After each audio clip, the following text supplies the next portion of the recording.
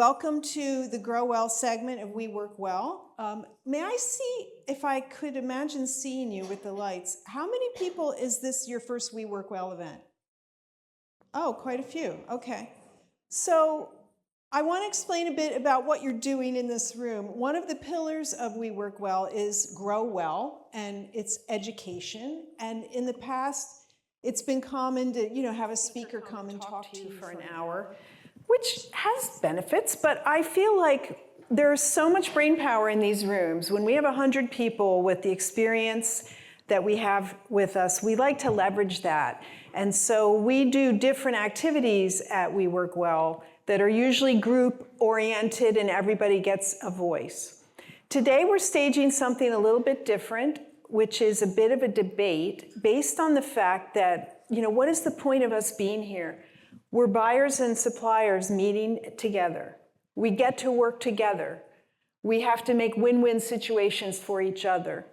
But it's not without challenges, right? Sometimes one side doesn't feel like the other side understands their position. And at previous events, I've collected feedback from the buyer and supplier sides on what they wish the other side knew about their position. So today, we're going to stage a little bit of a debate with representatives from buyer and supplier sides, and we will see what we say in a live setting. We've never tried this before. I have water to throw if I need it, if we get into fights. And by the way, I neglected to say anything about who I am for those of you I have not yet met. I am an industry educator, journalist, and podcaster. I have a podcast called Starcast that publishes every week between September and May, and it's made for you. It's wellness industry tidbits, tactics, interviews with people, and this will be one of those podcasts in the coming weeks. You will also see this footage on We Work Well platforms later as well. So, having said that, let me introduce our buyers to the stage. We have Kelly Martin, Executive Spa Director at the Houstonian. Come on up.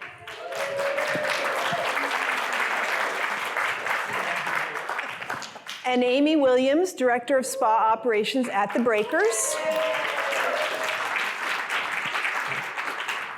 And on the supplier side, we have Katlyn Hatcher, Senior Spa Director of that spa channel for the Americas, Natura Bissé. And she is joined by Michael Pugliese, and for the Americans, Pugliese, CEO of Circadia, who pretty much everyone knows Michael anyway. Welcome.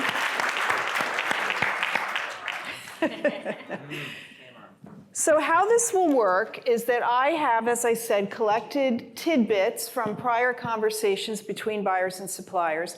I'm going to pose one of them. I'm going to start with the buyer's side, about what suppliers have said about working with buyers. And we're going to give Amy and Kelly a moment to confer and come up with how they respond to that. And then I'll give the buyer's side, the supplier's side a chance to rebut that, like in a real debate. And then we'll go back and forth. Make sense? Yeah. Good to go? Okay. So, number one, issue for buyers. Communicate when you need product. Don't wait until the last minute. This is something suppliers have said. So that never happens. That never happens, of course. We'll give them a moment to come up with a response to that. It's not like we don't know ahead what we need, right? But things change in large spas, especially like these two ladies run. Yes. Perfect. So Amy Williams with the Breakers. Our spa is in Palm Beach, Florida. Our resort is 130 years old coming this January. And we have 538 guest rooms. We have about 2,400 employees overall. Our spa, to give you some specifics, 17 treatment rooms, 12 salon stations, and 3 hair. So we do massage, facials, body treatments, hair, nails, and retail. So when it comes to products, we did 42,000 services last year in our spa. So we go through a lot of product. And I would say the challenge when I have a fantastic spa manager that I have assigned to help, that I have dedicated because I cannot put my eyes always on what we need when we need it. So I work for an amazing company that supported me in being able to assign that. So the challenge is, I would say, when we need product last minute, it is more so we have an uptick in services that we didn't expect. So that is an influx where our body treatment, where you anticipate so many in a month or a quarter, and then all of a sudden the popularity of that is through the roof. We try very hard, and I love it when vendors will reach out to us and say, can you send us your projections? We try very hard to be as forecast friendly as possible and as accurate and not over forecasting or under forecasting. But it's hard to consider trends with different services. So I would say for us, it's the proper planning. It's having staff to be able to help manage that. And I know that's not the same at every property. I'm very fortunate. I don't know if you want to add anything. Yeah, Kelley, I think the big thing is being organized. If my team, I have an inventory retail manager who is, I call her a wizard, because she is. If you get to Houston, come see our expansion room, which is our inventory room. I think we're the busiest spa in the U.S. I'm going to throw that out there. We did a little over $18 million in revenue last year, just in the spa alone. So we are a beast. And which means we have to be on top of our inventory, whether it's retail or all of our professional. So we do the same thing. We have to, and we know it's a guessing game because, right? You're like, oh, but we know how many services we do average. So if we have something weird that comes up, we try and communicate like, hey, this is coming down the pike. But I'm gonna be on your side for a second and say it's unacceptable, I think, to say like if it's something, oh gosh, we have an event tomorrow, we need 300 of this, like that puts a lot of burden on, I think, on you all to be like, oh, well, you're now our customer and we want to take care of you. But again, we talk about partnerships. We have to be a good partner too. Okay, thank you. So what I heard was, we hear you, but we're trying, but we have issues. So what would you suppliers respond with? I would say, I mean, Amy's point of the forecast, we are a partnership. There is nothing that we want more than to sell you what we can and what we have available, but we cannot sell something that we don't have, right? So there is a lot of variation. I mean, sometimes as a partner, you want to work with them on planning and forecasting and goals. And sometimes partners, depending on the relationship, we can feel a little in the dark about that sometimes. So I would just say the more transparency back and forth that we can plan. And just from my side, we manufacture everything in our headquarters in Spain, and we bring that to the US. So I'm doing those forecasts 6 months out of what I know I'm going to have in the US stock. That's not saying we can't pull levers to get, but there is a foresight. So the more our partners bring us into their business planning and their forecasting, the more we can ensure we're ready for them. Yeah, absolutely. Well, first of all, thank you, Lisa, for inviting us to be part of this new format. I think we're going to get a lot of interesting stuff today. And it's great to share the stage with these amazing ladies. I've had the opportunity over the last 10, 15 years to work with all of them in different capacities. For me, it's a little bit different. I mean, again, we want to sell as much as you want to buy.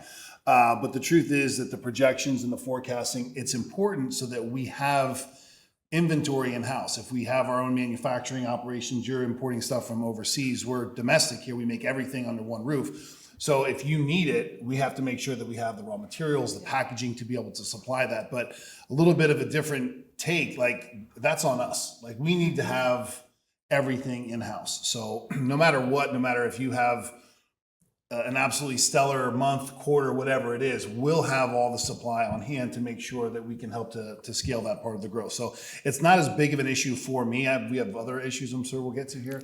But as far as the supply, send the order in, go up 200%. On the flip side, I would say we need 300 gratis giveaways for a specialty holiday event or something. That's a little bit more of a challenge, and then it's like we want to be accommodating as much as we can, but then you've got profitability that comes into place. Like we want to support, we want to help to build, but at the end, the juice has to be worth the squeeze. But different conversation. But for sure, having the materials on hand to be able to supply the demand, I think that falls back on the suppliers. Okay, well said. Audience, you do have a job during this session, which is to please take notes on anything that you want to discuss more. Tomorrow, we'll have our typical follow-up, and we'll get to those. We can't today with the setup go into the audience. We're not like a real show here, so we don't have people to run around with microphones. But I do want to revisit anything you hear that you want to talk more about tomorrow. You'll have that opportunity. And also keep in mind, we can't see a single one of Yeah. you. We can't see anything. So you look from up. amazing. So if you're like Everyone jumping out looks of your chair great. with your hand up, we can't see. So I'm going to come to the suppliers first this time. And on that note of planning, something buyers have said is, tell me about your promos more than a month ahead of time so we have time to plan our menus internally. Yeah. I would say we plan a season for 6 months and have a marketing plan that we'll share with our partners. And that's all available and planned out.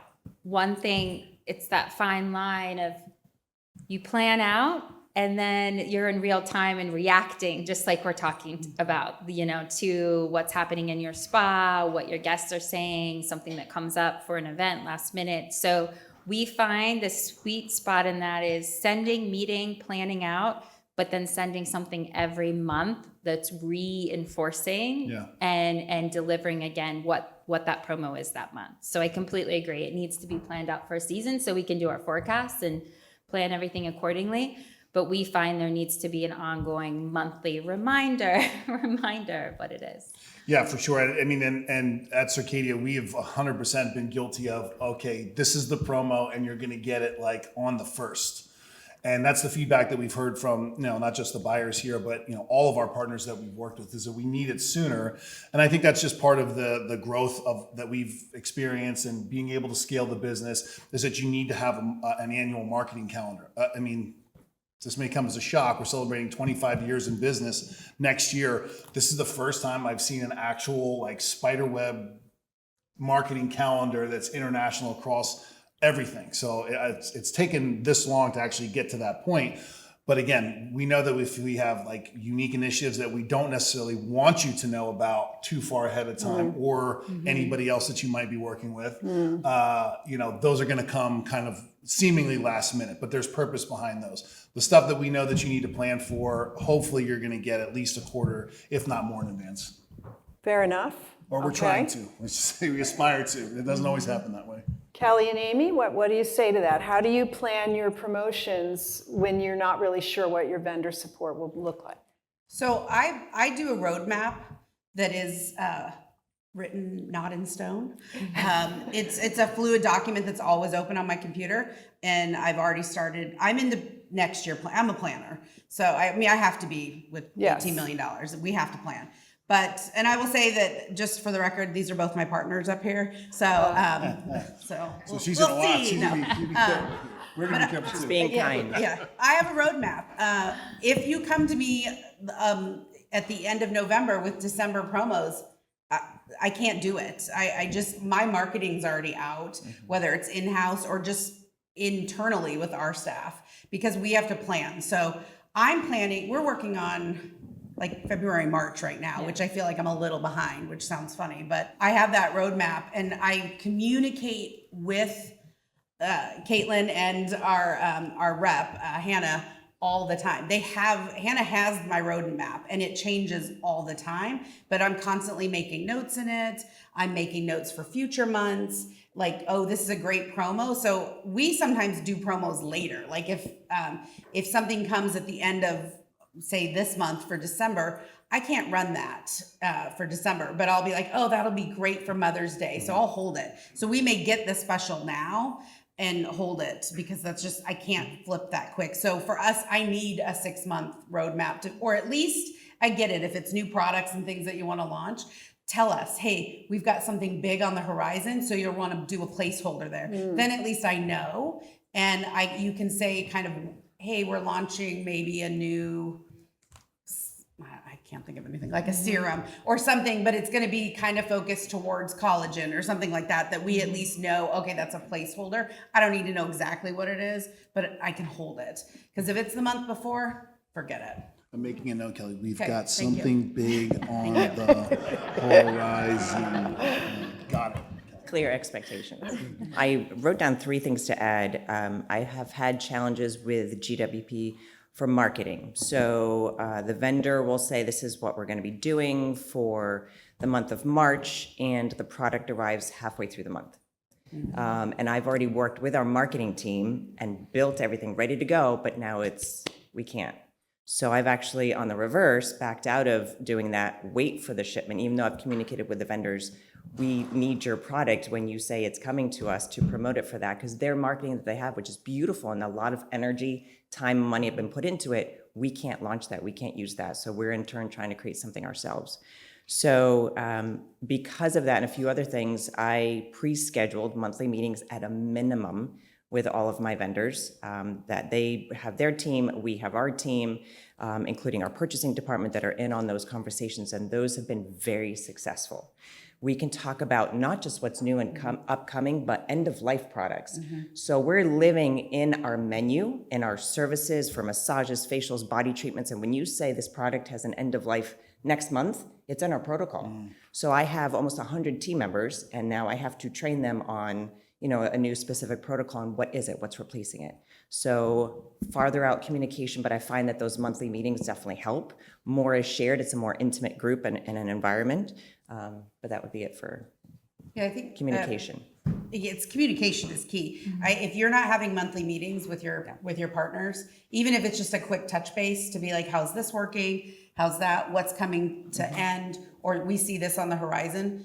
There's a lot of talk about tariffs. We not be able to get these products or what. We need to know. So, and I think on the flip side, you guys need to know where our business is headed. So if you don't have monthly meetings, schedule them. Great feedback. Thank you both. I mean, I'm going to continue on that vein with our buyers here. A supplier comment has been, setting aside time with us will help you grow. Absolutely.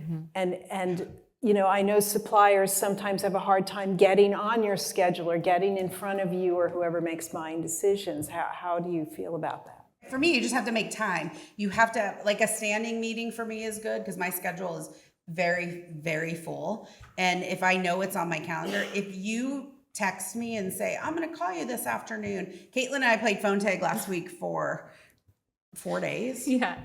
But we got it through voicemail. But it has to be on my calendar. And I know not everyone is, not everyone's doing $18 million. I get that. But even in a smaller spot, you're busy, right? Our time is valuable. So schedule something. But also on our side, schedule those meetings because they're your partners. They do want you to grow your business. They don't want to just sell you product because then it's just sitting there, which doesn't do them any good, right? So they want to move product with your team.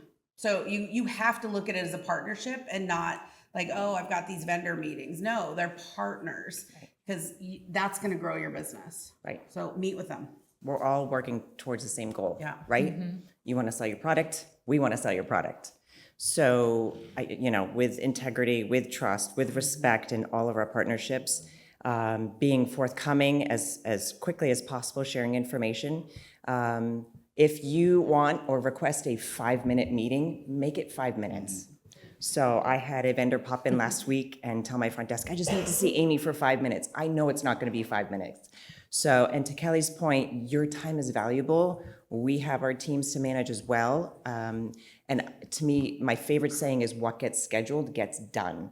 So when I leave these events, what I enjoy is I'll reach out to the partners that I'm very interested in their products or resources, and I will schedule or send out to them a calendar invite 2 weeks, 3 weeks, 4 weeks out.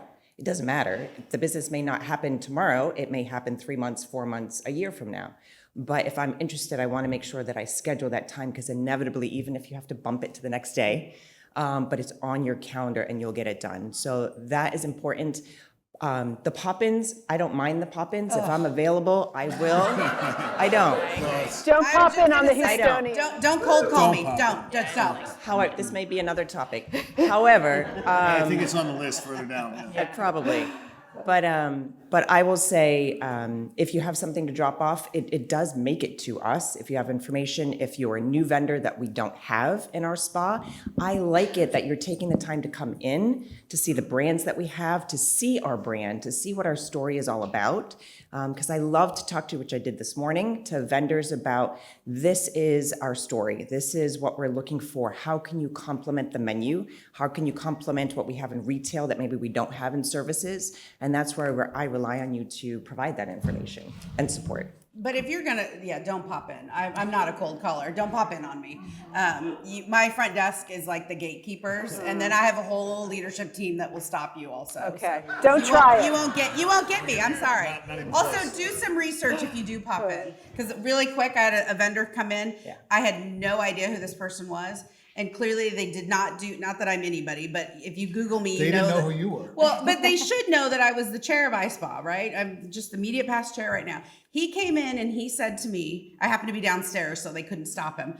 And he said, have you ever been to iSpa? This was 3 months ago. And I said, yeah. Have you? Because, so he had no idea what he was walking into. So at least do a little education. Yes. Very funny. Suppliers, what can you elaborate on for how you will help them grow their business if you're allotted an audience? Yeah. Yeah, I mean, the time, we appreciate so much the effort because I understand, I was a spa director before a supplier. Your days shift, it's very busy, but use us as a resource because this is what we're here to do, to help grow your business. And the number one thing I hear from my field team when I'm evaluating what's going on with this account, why is this down year over year? Katlyn, I can't get anybody to email me back. We have an event in 2 months and I'm not getting any answers. Like, what do I do? So sometimes the pop-in is literally a last resort. Maybe not from a prospecting side, but from a support side of, I just need to connect some dots. So the more, and it's difficult, but the more pre-planning, setting a month out, even if it needs to change. But again, seeing your rep as they're here to work for you, to be a resource and use them as much as possible to do that. Yeah.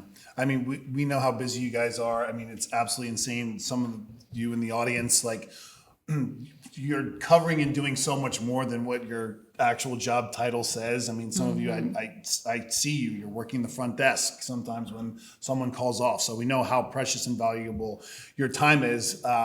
But I love what was the saying? What gets scheduled gets done. Yeah. And I've kind of adopted a new philosophy that if it's on my schedule, if it's on my calendar, come hell or high water, I'm going to make sure that I have that meeting. Right. So, and it's just, for me, it's become kind of a respect thing. For my staff, my team members, it's like, if it's on the calendar, we're going to make sure that we're getting it done. And then just, the pop-ins. We have a lot of vendors too, packaging, raw materials, you name it, IT stuff. People are constantly walking through the door. Don't pop in. Yeah, nobody likes the to pop suppliers, in. the vendors don't pop in on these people. They have so much to do. And as Kelly just said, you're not going to get close anyway, unless you catch her in the retail space. Thank you for that. So let's go back to suppliers and ask, one of the comments we've had was being clear about how your brand stands out and is different from the competition.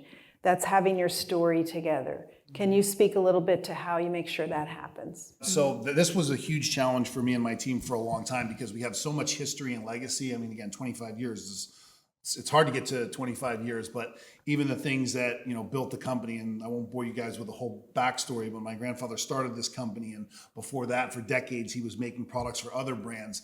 So education, and then innovative products, and circadian rhythms, and all these things that, we talk to people about in these meetings. And it's like you just kind of spill the candy out on the table, and it's, well, what's really important to you as a buyer, right? None of those things may be important. It could just be simply, what kind of support can we offer to, the front desk staff, that's where you're having your biggest challenge. Or how can I get a more consistent ordering system?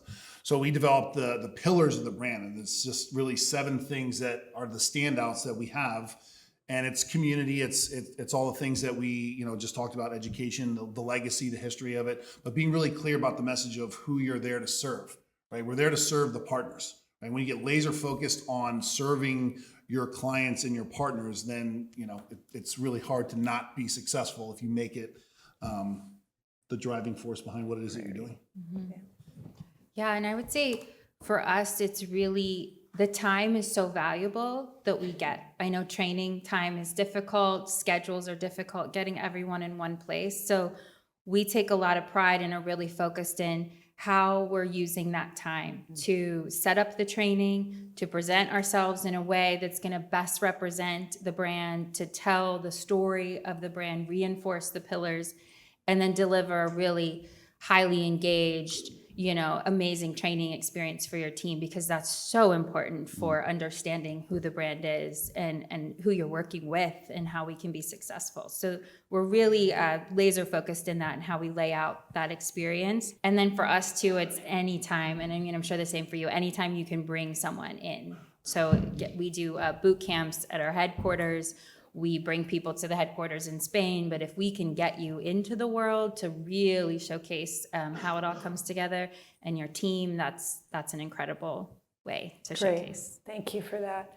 Okay, buyers, what more do suppliers need to do to differentiate their brands for you? Kelly, I see she's got a comment. This is hard because there's so many great lines out there, right? I mean, there really are. It's really difficult to look and go, oh, I want you over you. And if it were up to me, I mean, it is, but not. I want to bring in all these lines because they're all so great and I love the story, but we have to find what works for us, but also what works for our team. So I always tell spa directors, if your team's not bought in, as we all know, it's never going to sell.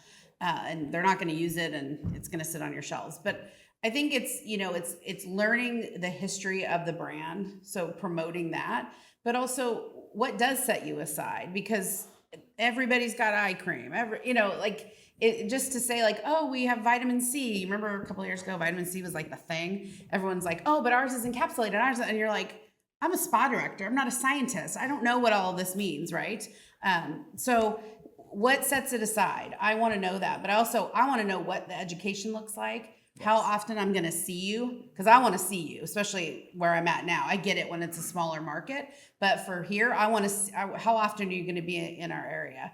And what does that support look like? You know, what kind of gratis do you get? What does that look like for what we're spending? And how much are you going to help me grow my business? Those are the key points for me. Research. So when you're looking at the 2 lines that I use for skincare, the 3 lines that I have in addition to those 2 we're talking skincare and body. There's so many other products and vendors in this room, but it's an easy example. So 3 for retail. What's important to my team is to make sure that they have the training so that they feel confident to talk about the product, right? We have a savvy consumer, very, very savvy, and their accessibility to that information is, right? So for us, it's important to have the resources and support, not just with the launch, but the help with, I'm a fan of trust but verify. So we go through the training, right? And we just launched this new brand. We actually just launched a hair care brand, for example, in March. And a month later, I'm bringing the vendor back. But it's nice if the vendor can initiate that. If the vendor can have conversations with the team, the sales team, the team that are using it, I don't mind that at all. I will set it up. I want to make sure that the team has the knowledge, thus has the confidence to have the conversation with our guests. But having a partnership to where there's that level of trust and understanding of the volume of the business and the time, which we talk about, you all are so busy as well. It's not just spa directors that are busy. You are busy. You're making time for us. We need to make time for you. But having your support on the training end and after a launch is crucial to the success. Well said. I think I want to go further down this road with the training because it's a issue, right? when you're selling into a spa or you're meeting with the director or the retail coordinator, maybe a lead therapist, but there's a whole team behind that needs the same knowledge. And I'm sure the suppliers will say, well, we want to schedule the training, but it's difficult on the buyer side to do that. We have busy treatment rooms. We're open 7 days a week, 24/7, whatever. What is the best way we should be approaching this training challenge? I'll throw that to you, Amy. I think it's been this past year, I have found that when vendors reach out, whether it's time with me, time with the team, or training, and you can send a link in a very short email, because I have time to read about 1 or 2 lines. But if you can send a link that has access to a calendar, that has times and dates available, and you're making it that easy for me, it has been instrumental. So putting that in an email, even if it's a month, 3, 4 months from now, but again, what gets scheduled gets done, but you're giving that information, then I have to find a room if I don't have the space in the spa. Block off the team, 2 teams to make sure we're still doing services while some are in training. So there's logistics involved in it. So the advance dates, but also that has been, I've seen an uptick with vendors in the past year using that as an option, and it's been really great. Yeah, I think when it comes to like day of training, we have to, our partners need to understand we can't shut our spa down. I can't pull all of 18 estheticians off my books, right? That's would kill my retail or my revenue. So we need you. Realistically, I know like a 2 days training for a 1 day training is really what it's going to take for us, because I need to either do 4-hour segments so I can have people working, and then, but you have to make it work for what works for us also. And I will pull my team off the floor because they need that training. I want them to get it, and we do it very frequently at the cost. It still is a cost, right? I mean, I'm pulling people off the floor, but it's keeping that rhythm. The 4-hour trainings have been working really great for us. So we'll do a training A, training B over 2 days. So it's a full day training, but they're only doing half day each day. I think they're learning. I mean, we know this, I hate to say this new generation because it makes me sound so flippin' old, but they're getting it on little snack sizes. So if we can do 2-hour trainings or 4-hour trainings, they're retaining more. And then the next day they can come back and do another 2 or 4-hour training. It's so much better for them to then put it into practice. We found that's been really successful for us, but we have to plan them out. I mean, we're booked through, I think, February right now. We've got bookings. So for me to try and squeeze in a training, I already know when our trainings with Natura are going to be. I've already got them on our books and we've got them blocked. So we have to know in advance, because we just can't pull people off. No, for sure. I mean, revenue has to be coming in, no matter how much more you'll make. I mean, at the numbers that you're doing. I want to ask one clarifying question about your concept of the bite size is really good. But if I've got 2 teams over 2 days, do I do part A twice on day 1 and part B twice on day 2? Is that? It depends really on what the content is. We just launched a new facial with a new brand. We're doing a little pop-up with them. They're here today. And we did 2 hours of product knowledge one day, and the next day was 4 hours hands-on. And it was the same. It was group A and group B, both days doing classroom for 2 hours, and then group A and group B doing hands-on. So I think it really is what works for you, but they seem to like it. And they also, then they're not in training. Our staff makes a small hourly wage when they're in training, and they know they're giving up my staff does very well. So they're giving up that commission. Right. So if I can get them back into the treatment room for half a day, they're happy with that too. They're not like, oh, I'm in training for 2 days. Yeah, I'm in training for 2 days, but I'm still on the floor for 2 days too. So that's a great point. Good concepts. Okay, over to suppliers. So of course you want trainers to come in and teach all the nuances of your products, equipment, whatever. What is the best way for this to be facilitated with your clients? I think it goes back to the same point we keep reiterating, but the proper planning. And it is an investment on both sides. It's an investment on your side because it's lost revenue. You're taking people off the books. And it's an investment on our side. There's T&E, there's, expenses. So we want to ensure that we're prepared on our end to exceed your expectations, and you're prepared on our end so we can make the most of the time with the team for engagement. So I'll be honest, this is a challenge on our side. Trainings that maybe we come and half the people show up that were supposed to be in the training, and then they asked us to come back the next month because so-and-so. So we want to be as adaptable and flexible because we have the same goal. We want your team to be well-trained and engaged.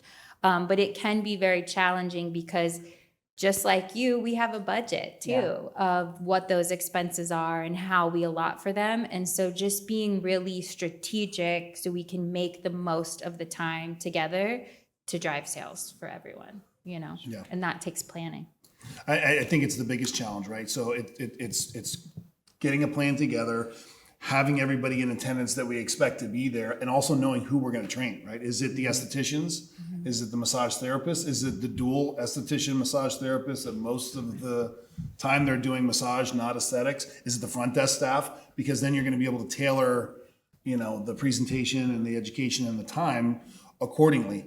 But again, it's the attendance that is the biggest issue. And then you're right, we've got to book because you're going back and forth constantly, with your team and our team to make sure that we're getting the training that you guys need, that we all know that everybody needs. So that I think is the biggest issue. We did introduce a digital platform, and I'm sitting up here, I'm knowing we're going to eventually highlight this. I kind of break things down now to BC and AC, before COVID, after COVID. No one wants to hear about COVID anymore, but we're going to talk about it now for a second. But when we were doing the digital trainings, like we were talking about sanitization, right? Patrick was on, and Hannah, we're talking about like dwell time of sanitizer. What a time we lived through. PTSD God, for a what a quick grief. second, right? And those town halls for iSpa, but having an opportunity for digital education, whether that's live webinar trainings, which obviously we're still using, but we launched a whole digital platform, Circadia University, and now it's amassed literally, I think probably 100 hours of education on everything from either product specific education or ingredient technology or skin conditions or just, general information about the brand. And it's accessible to the providers, right? So they can go on there. Some people don't like to be talked at inside a treatment room, sitting around a treatment table. They want to be able to go sit in their space, pause, rewind, fast forward a little bit. Okay, I already know this. I know this about the product. I need a little bit more time with this. So having that in addition to the live trainings available, plus it also gives us an opportunity that there's a little bit of insight to the product. Like you go in and you just hit them with a bunch of technical product knowledge information without any basis. They may have just started working for you yesterday. And if they have no knowledge of the brand whatsoever, they're not going to absorb much of it. So having that additional resource, I think, has been very helpful. By the way, I will say this is probably, especially for those of you that are new suppliers and buyers, like a wealth of information. I wish we had this like 10 years ago. This is great. But it's being recorded. So great, so great. What a great idea. One thing I wanted to add on that, a problem that we're actively trying to help solve and support partners with is turnover, because there is turnover and front desk or locker room, but these are still people that we want trained and aware and know the core brand. So digitally, we're working on some solutions for onboarding training programs, packets that maybe, because again, we cannot send someone out every time someone new's hired, maybe we can't commit to that.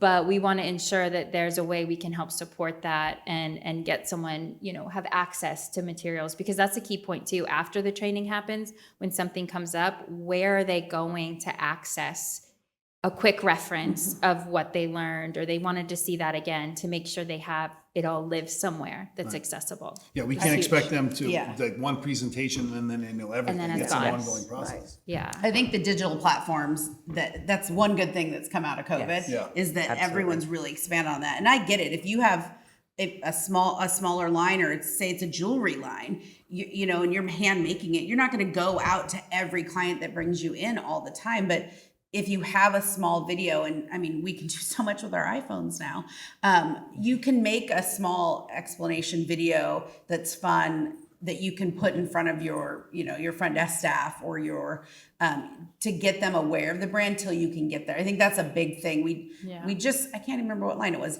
Our estheticians had to do some homework before, and even our massage team, we did something.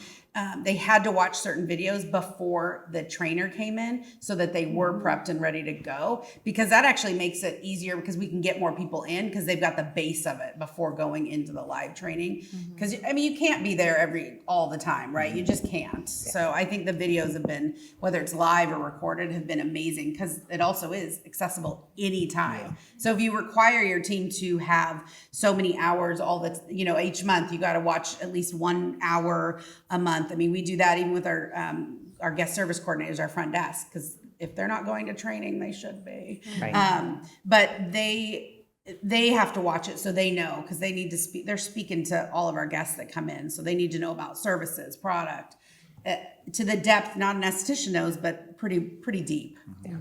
I didn't use Teams BC as much as I use Teams AC now. So with all of our reps, it has been helpful for the 2 offs, the 3 offs, to where we just had, let's say, a group of an esthetician, a front desk team member, and we're just trying to get them caught up on everything before the rep is back on property. Those 1 hour, 30-minute teams just to have a conversation to tell the story of the brand. The story is so important. An intro to the brand, that's helpful. They can do it from their phones. So we block them off the floor. They go and watch, or not watch, but they interact with the rep via that. And then getting back to the time to train, what we have found successful, because inevitably there's always a no-show, right? It happens whether it's an esthetician or your front desk team. So what we have found useful is we block off 2 days, whether it's back-to-back or Monday or Friday or Monday and a Thursday, so that if somebody doesn't make it on the first day, we're getting them into the next one. But then we do sales team typically in the morning or sales team in the afternoon, esthetician in the morning, esthetician in the afternoon. Now, if they're hands-on training all day to learn a facial, that's totally different. But if it's a refresh of the brand or an intro to the brand, we block it off so there's still floor coverage, there's still front desk coverage, and then you have that buffer for the team members that can't make it to the first one. Well, for sure, what we're hearing is that video is crucial. And we know from our younger team members that that's how they're used to consuming content, and that thing is attached to them. They're pretty much born with it now. And so why not have information in there? I think Kelly's point was really good about the fact that having watched something ahead of the training, they get more out of it when the trainer actually can get there. So I'm going to give you what I think will be a quick question before we get to our final round. This one for suppliers, from the buyer standpoint. What if I can't meet your minimum requirements for an order? Probably 2 different, so I'll take it first. We don't have a minimum opening order requirement. And one of the things that, especially these formats of meetings, is we kind of kick things off with, well, what are you looking for? What are your needs, right? I can tell you the whole backstory of the brand and every different product that we offer and what it does, but what are you looking for? Are you looking to swap out an entire brand? Are you looking to bring in something completely natural and organic? Do you want something more medical? So really figuring out what it is that you're looking for is extremely helpful to get things started. Yeah, I would say it's about aligning expectations, because for us, again, what are you looking for? Is it a body treatment? Is it a full skincare menu? We know, though, to be successful, or maybe if your expectation is, I'm expecting quarterly trainings and I'm expecting an event every year and I want gifting, well, then we know in order to meet that goal, to be successful, we're going to need to have more of a presence and a menu. However, if it is, we're piecing together some different assortments that make sense for your menu, then I think it's just aligning on what the expectations and what that partnership will look like from the beginning. And there's so many ways we can be agile and adaptable to figure that out. But it's the expectations, because you wouldn't want to open with, a very small order, but then the expectations for what we're going to do together are misaligned. I mean, it's an excellent point. I will say that some of the biggest partners that we have in this room started off with, hey, I need an oxygen treatment. Can we get started with your oxygen? I don't need anything else. I have another brand. I'm happy with those. And then it's on us to make sure that we're developing the relationship, being supportive, all the things that we're talking about. And then we can talk about somebody. Then I feel comfortable approaching Build you it. about some of the other things that we might work for you. Sure. Great. That's great feedback. So Or, from or the, you can bring in everything at once. It's fine. yeah, It's so much There is easier that. that Ready, way. they're at the table. It's way easier that way. from the buyer perspective, do you have challenges with getting a brand to work with you and be flexible on their requirements? No. Probably not from I your. mean, wouldn't That's not imagine to be, either of that's you not to do. be cocky. It's definitely not to be cocky. I think it's just a matter of, if you're interested in bringing your brand to our property, like I'll speak for myself. I have just found that the partners that we've partnered with have just been gracious and generous and open to finding different ways to bring it in. And sometimes there's a brand in this room. I brought in a couple of SKUs, and now it's turned into this fantastic retail presence in our lobbies. So you never know. You take a chance on a property, and sometimes you hope for the best. I agree. I think if there's a brand that you love and you really don't have room for it, could you bring in just, one part in the facial to help, and then there's one retail component? I just talked to somebody today that has a booster for hydrofacial, and we were like, oh, maybe it could go, because I do love that brand, but we don't really have room for it. But the booster might help, and that's a way to get it in. So I think if you really want to bring a line in, it's being creative, but it's also, I think the expectation is, oh, we're going to bring in one product, so I want to see you every month and we want to do 6 events. That's unrealistic. We shouldn't expect that. So I think there's, I worked a long time ago, I worked for a resort that we rented. We had tent camping also as part of it. And the tent campers paid the least amount of money, but were the biggest problem, right? So, because they just had so demanding. So I always think about that in business. If you're spending the least amount of money with a vendor, of course they want your business and they want to try and grow it, but let's be realistic in that expectation too. I think we need to own some of that as buyers to be like, hey, I've spent $200 this month. We need 300 free gratis. Let's be realistic. Yeah, I know it happens. That's why I'm like, let's put some of that back on us and be realistic about it. So at some point in the relationship, guidelines have to be established, right? What is expected? How much product, how much fluctuation from the mean, if you will, how many visits, how much training, how much gratis, and how much are you willing to bend to meet those needs? I guess it's based on the account, right? And the potential. You've got to look at the potential, both of you together. Yeah, absolutely. Okay, so I'm going to go to a last question, which I will give each person time to answer as we've been doing, but if you take too long, I'm going to turn on the timer. So I'll go to the buyers first. What does it look like if a supplier is completely supporting you, like working with one? What does that ideal relationship look like? I can sleep at night. Stress off your back, but gosh. My team is confident, they're comfortable in their knowledge. They're not referencing pieces of paper or marketing cards that you've supplied us. They can speak to the brand. From the sales team to the providers, that to me is so important, especially nowadays with the consumer education. The communication, I love my monthly updates, even if it's a 5 minutes, sometimes it's longer, letting us know what's incoming, outgoing, any new GWPs, marketing, that whole time, the communication, the timeline, I think you have to have it. And if you're not doing it from a vendor standpoint for your buyers, you should be doing it. Your buyers should also be providing the forecast and answering the email when they say, can I have your forecast? They're asking for a reason to make sure that you are successful. So communication, support, the training, trust but verify, helping me call my team out on their product knowledge to make sure that they are where you also want them to be with your brand. You want them to speak like you're talking Circadia. I want my team to speak Circadia language. So support with that. Yeah, I would agree with all of that. Ditto. But I think for us, it's really, it's true partner. they care as much about our business as I do. But it's not, the relationship's not just with me, because that's great that you love me, but you gotta love my team, and they're the ones doing it. So our true partners, they celebrate our team's wins. They know when something great has happened. They're there to support us. They remind us if they're like, hey, we did this last year, are we doing this next year? And they know it's far enough out so we can book it. But they're really true partner. They're there with education. They're there with gratis. They're there with us. And we're walking together on this journey. We're not like fighting each other to get there. It is a true partnership because our wins are their wins.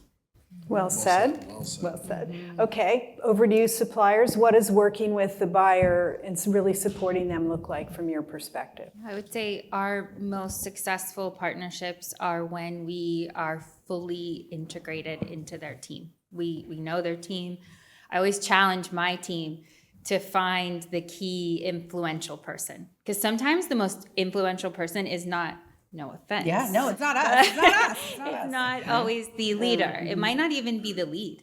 But there could be a really influential, strong. So I always challenge them, you need to know who that is. And you need to be keeping them in the loop and communicating. So our most successful partnerships that have strong growth year over year and we're thriving are when we are fully, they know who to call, they know the different team members, they're integrated. They're not just someone who's popping in to get some of Kelly's time and dropping off some products and leaving. They're integrated in. That's what makes it so successful. And then for us, the partnership, just like we're saying, as far as we're sharing time, we're planning things together, we have a calendar of goals together, that's what works. I mean, ditto as well on this side. I think there's a couple ways to look at that. I mean, if you're looking at it from a numbers standpoint, right, your biggest, most successful partnerships, you know, KPIs and metrics, right? There's a good representation of retail and back bar, and everybody's happy and everybody's trained. The planning is being executed well. Seasonal options are on the menu in the time that they need to be. GWPs are in stock when they need to be, all those things. But I mean, this is a relationship built industry. Yeah. And more so than anything else that I've ever seen. Not that I've ever done anything else other than this, but like so much so that it's like, I mean, Kelly's been at 3 different locations in the last 10, 15 years. She's brought Circadia into every single one. She's done speaking and educational events at my event. She's been on my stages before. So, you know, it's those types of relationships. We want you, if you're a successful partner, because you can have a 20-minute meeting, and by the time you're on your 4th or 5th 20-minute meeting at this event, you're going to forget everything that you talked about with that person in that meeting. It's when you're all sitting as buyers, for the most part, at a lunch table or having a cocktail at the bar or, you know, at the team building sessions. What do you think about Circadia? You know, how is it to work with them? There's a lot of business that gets perpetuated having those conversations. So if you guys are happy with us and the job that we're doing, that's a successful partnership in my opinion. On the flip side, if you're pissed and you're not happy with it, the word gets around there. And I've had, you know, over the course of my career, the ebb and flow of that, because as you're growing and as you're scaling, you know, you don't pay as much attention to this part of the business because you're focusing on this part of the business. And then we get to hear that feedback.